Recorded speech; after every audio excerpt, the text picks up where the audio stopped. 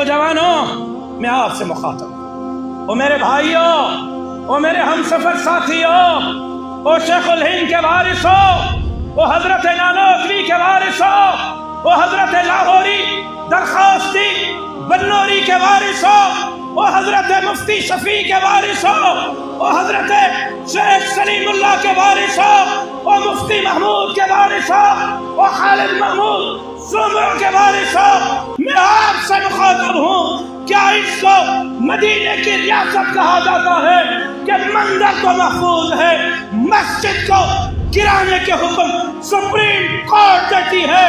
آپ کے اس اجتماع میں کہتا ہوں کہ کراچی کے کسی مسجد کو، کسی مائی کے کار کو ضرورت نہیں کہ ہاتھ لگائے، جب تک ہم زندہ ہیں کسی مسجد کے ایک اینٹ کو گرنے نہیں دیں گے۔ مسجد تک پہنچنے کے لیے جمعیت کے ابابیلوں کے سروں سے گزرنا ہوگا، ہم مسجد کی چوکیداری کریں گے۔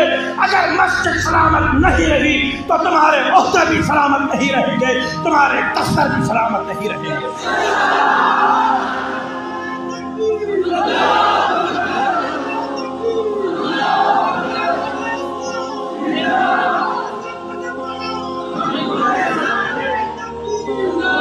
تم ہوتے کون ہو میری مسجد کی طرف میری آنکھ سے دیکھنے والے؟ سن لو، مسجد لاوارث نہیں۔ چیف جسٹس صاحب، مسجد لاوارث نہیں۔ وزیر اعلیٰ صاحب، مسجد لاوارث نہیں۔ کمشنر صاحب، مسجد لاوارث نہیں۔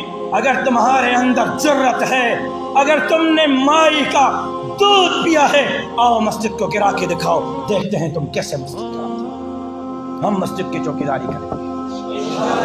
ڈر گئے ہو؟ ڈر گئے ہو؟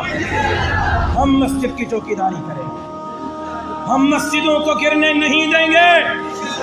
35,000 کراچی میں عمارتیں، 35,000 کراچی میں عمارتیں اسی طرح ہیں۔ پہلے 35,000 عمارتوں کو چیف جسٹس صاحب گرائیں، پھر مسجد کے لیے آئیں۔ چیف جسٹس صاحب مسجد کے لیے بعد میں آئیں، پہلے شاہراہ فیصل پر ہمارے افواج پاکستان کی زمینوں پر بنے ہوئے پیٹرول پمپ گرانے کا حکم دیں۔